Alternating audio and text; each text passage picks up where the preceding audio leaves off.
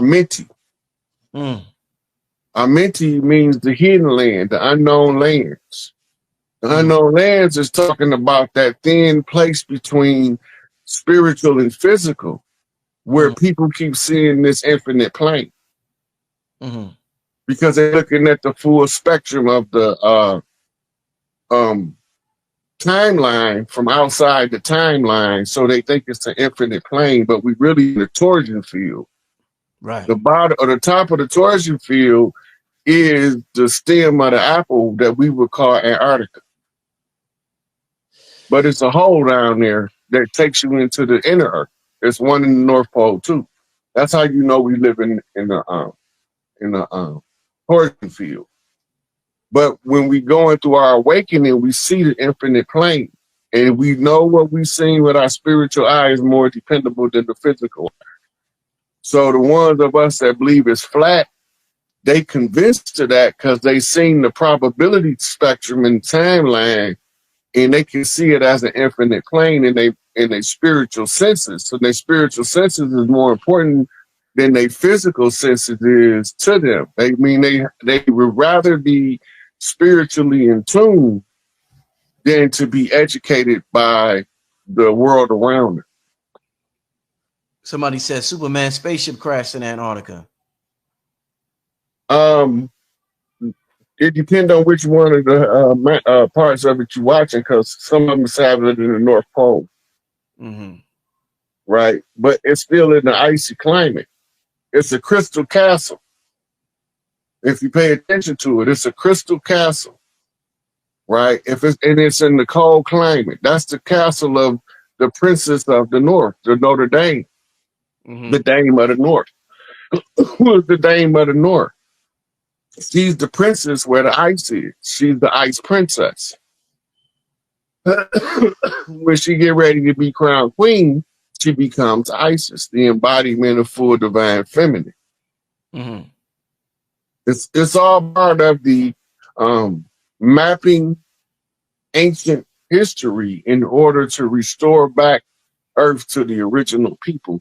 It's the perpetual process of redemption. And that's why they always talking about crucified saviors, because we was under a blood oath contract that relied on crucified blood to make us comply, because we didn't comply without that. Because the blood of the righteous shall not be spilled in vain. Both the good and the bad said that. Right. Since we talking about melanin, the different colors we were throughout the history of humanity in this realm. You mentioned blue, you mentioned green. We know movies are oftentimes not entertainment, and the secret societies and even CIA controls Hollywood, and they put a lot of history within the movies disguised as entertainment. What is the deal when you see characters, Rod, like blue characters, like you mentioned Avatar? When you see Sonic the Hedgehog, they done made 3 damn movies about Sonic, cartoons and video games. When you see things like the Smurfs, what do you think when you see these blue entities on camera? You don't know where the Smurfs come from, huh? I've heard it. I done forgot. I done heard so much shit. I heard it. People say it. Yeah. In the Appalachian Mountains, when Scott and Scotia escaped the assassins from Europe, Vikings brought them over here. Where Scotia went, they named it later on Nova Scotia. Where Scott went, we call Appalachia. When you go in the Appalachian Mountains, they was being sunburned real bad. Big Mama told them to right here. That's what I'm trying to tell you. So while Agent Orange, that's his CIA code name for negotiation tactics and the negotiating of financial matters. That's his history. That's his record as a negotiator. He's Agent Orange. Why do they call him that? Ask a Vietnam vet to explain to you what Agent Orange does when they get on you. Right. Can't damn near get that shit off and stop it from burning. Yeah. Right? So the Orange Man, I don't have to trust him. I just have to know that the work that he's taking the credit for, whether he's doing it or not, is the work of dismantling the corporation, because we have to first take down the corporation, restore the republic, Then the republic restores the common law and everything go back to tribal government. The republic really is officially up right now since January, right? Like the republic is officially back up. Like once Trump took the apparent look of office, the republic really has never went down, really. But I'm saying it's back up. Like that's what Trump bringing back in is he bringing back in the republic. Because we pledge allegiance to the United States of America for the republic for which it stands. Why didn't they say Democrat right there? Some other party. Huh? The Democrat was part of the Republican Party at first. Go ahead. It was called the Democratic Republic Party. Right? And the reason they said they split, now listen to the wording, to maintain the appearance of an adversarial system. The Democratic Republicans had wiped out a whole bunch of the Native Party, the Whig Party. It was a whole bunch of other political allied groups at the time. You didn't just have a two-party system, but they end up destroying all of the other political parties because they had the most influence. Because coming from the South, they carrying the whole South, right? Yeah. And when the split come, you could see clearly when the split come, because when the split come, they stop painting the senators and congressmen with faces like ours and start painting them like faces from other people. Yeah. 22. I heard that. I think that was Todd Sharif Bay that said that it was 22 Republican Moors in the Congress. And then the Ku Klux Klan went around forcing everybody to turn to Democrats. Back then, that's when the Klan was being ran by the Black Hand. Okay, go ahead. That makes sense. Remember, the Black Brotherhood of Spain is the source of their regalia. Yeah, go ahead. And their literature is called the Koran. Right? The Koran tell you about Masonic ties. Go ahead. Secret societies and brotherhoods. So when you realize that when you read Masonic literature from the early 1900s, the KKK was a reputable secret society. Yeah, it had nothing to do with a racist group. It was just a secret brotherhood, right? They had this movie and they had all these pale faces in the room, and the brother was telling them that he was the blood heir to the society. And they knew who he was, and they was hoping he didn't figure it out. But once he figured it out, he pulled rank on him. Damn. That's what the KKK is. See, it started out with some conquistadors running it. Yeah. And the conquistadors would make it look like it was an organization of pale faces. Yeah. But that's not what they started off as. Yeah, I seen it. I've seen the pictures when they was in Morocco and they was wearing the white hoods before they even came over here. These conquistadors, they had these white hoods on. So that was an organization that already going back. They had one in Spain too. Spain is the source of the regalia. Okay, the wizard hat, looking hat, the grand wizard and all this. Yeah. Yeah. So all of those rankings. They have other secret societies that have those same titles and ranks. Just be aware of that. Yep. Hey, my next question for you, Rod. Somebody was asking. Now the IRS thing. Now, since we know that this British crown is dissolving and Donald Trump is pretty much cutting everybody off, that tell them, hey, we don't need you no more. If y'all collecting income taxes, this your last year. Because they're going to stop taking them out your check. I think so, too. I see that happening, too. Now, if you're smart, talking about that. Go ahead. Yeah. If you're smart, you do what I did. When I was working at GM, I put percentage of my money into a 401k way over what they was matching. That reduced my tax bracket and allowed me to bring more money home and allowed me to save money at the same time. Hey, Rod, that's a smart play right there. Because it seemed like to me when I was working overtime I only say if I made $100 overtime, they take 90 of it. Give me $10. Say yeah. That's why they take 90 of it over. Like I'm like, damn, I might well just shouldn't even work the overtime. You know? But see, that's what be making like a lot of people only will work so many hours of overtime because when they do the math, it's not financially viable to do too much overtime because your tax bracket is start moving up to the next 2 brackets up if you make too much money in a year. Yeah, that's crazy. That's crazy. It's all trickery and deception. It's a good way to steal because on the other side of that is the inflation on value of the currency. Okay. So your purchasing power at the register drastically diminishes with the inflation rise. That's right. So when they insert the interim currency, it's going to be a gold back, probably silverback currency. But when they reinsert it, it's going to immediately erase inflation. Prices going to drop. Candy bar is going to be a nickel again. Damn, I believe it. I can see that. Right. Hey, go ahead. So this is a necessary part of deconstructing the old system and reconstructing a new one. Mm-hmm. He said that the internal revenue service is going to be the external revenue service now. What do that mean? Right.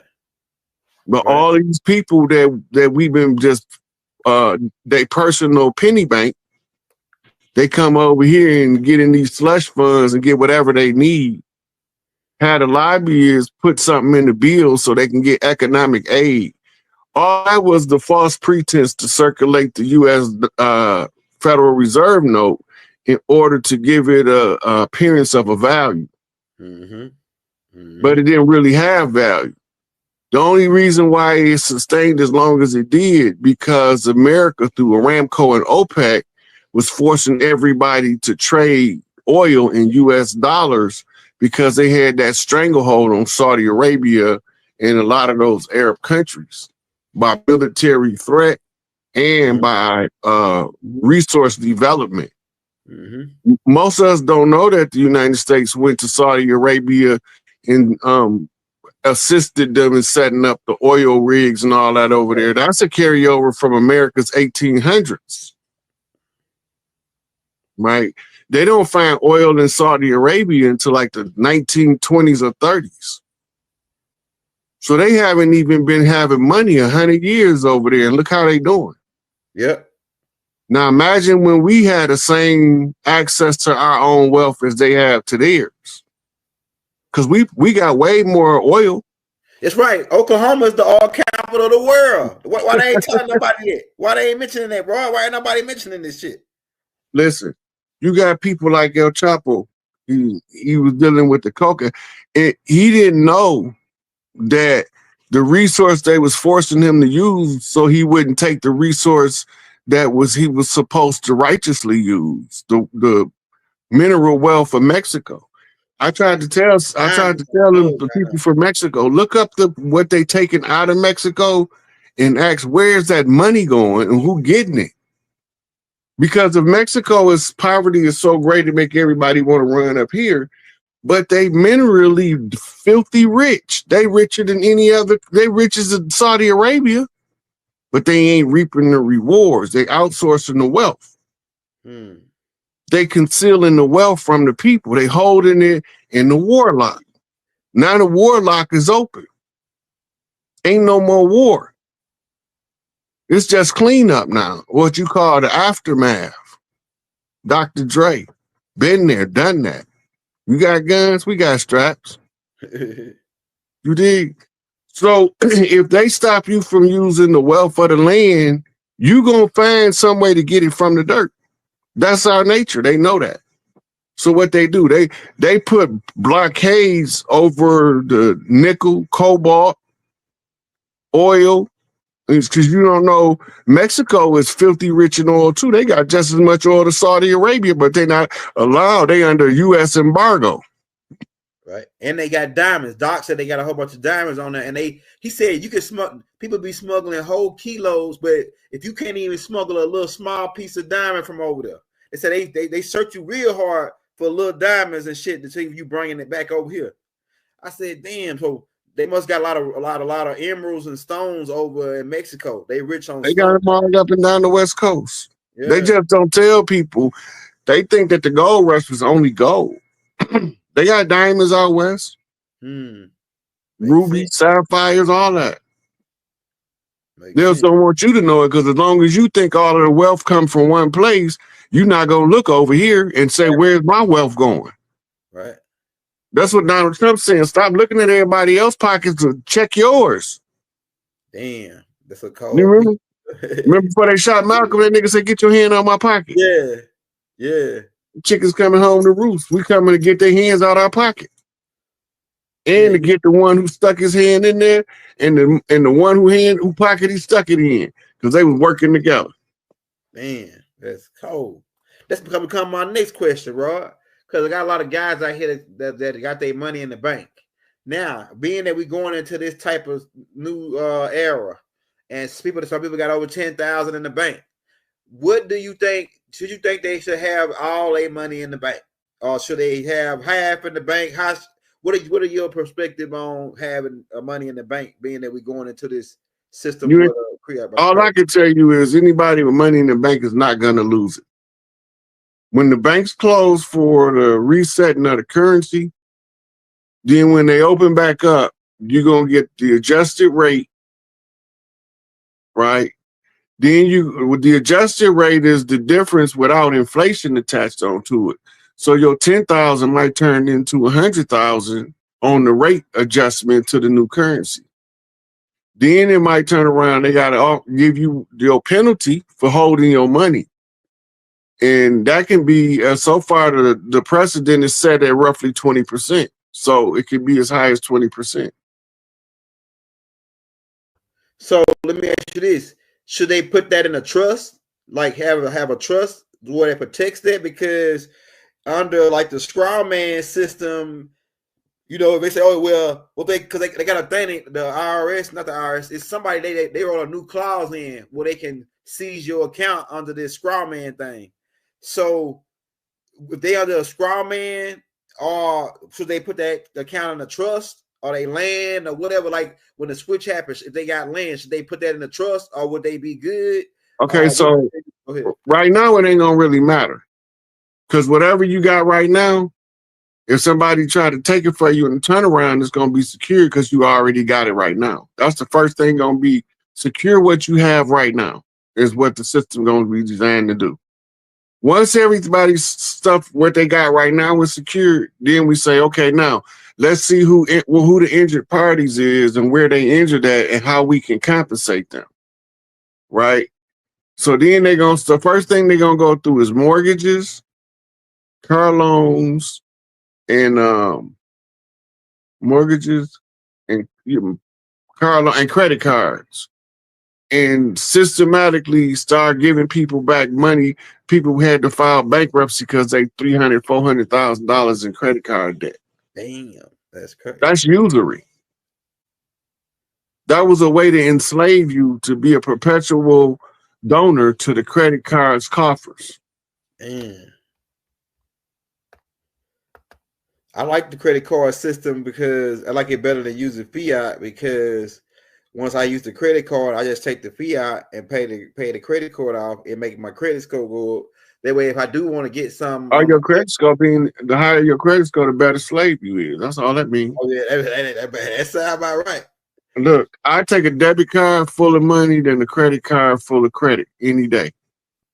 Why? What's your perspective on that? Like, why you don't like using the credit card? Because it seems like to me, debt is slavery. You ain't making no. It seems like to me, when the debit, you ain't making no money. Debt is slavery. Yeah, it's automatic.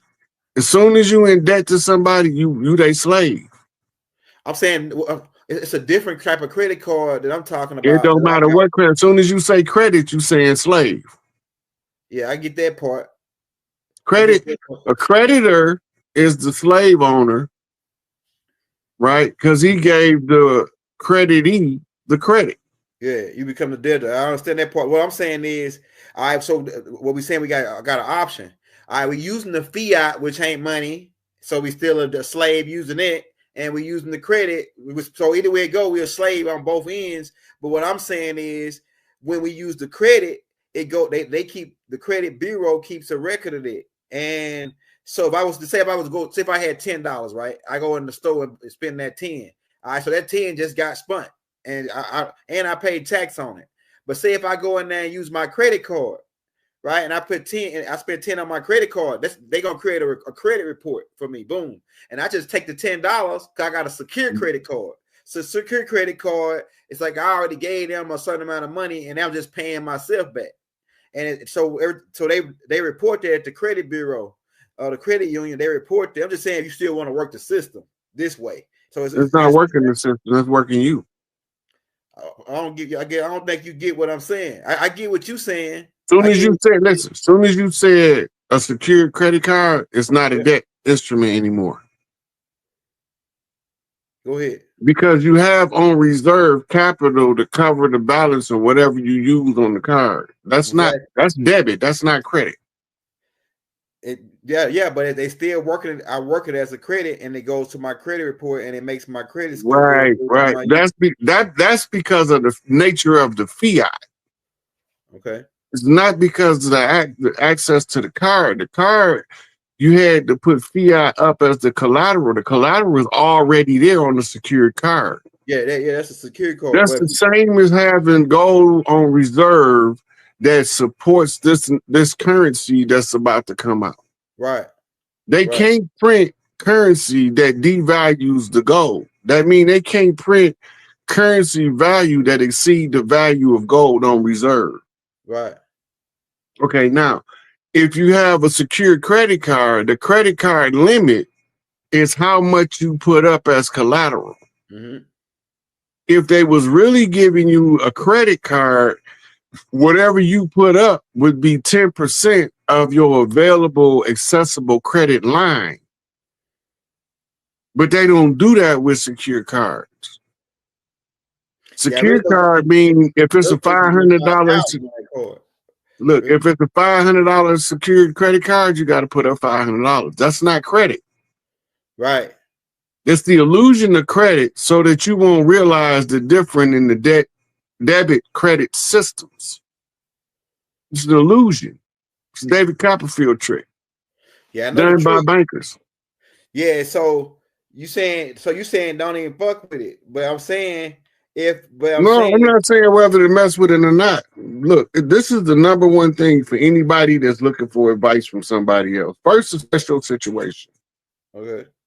If I don't know your situation and I try to tell you how to resolve your situation without understanding it, I'm giving you bad advice and bad information.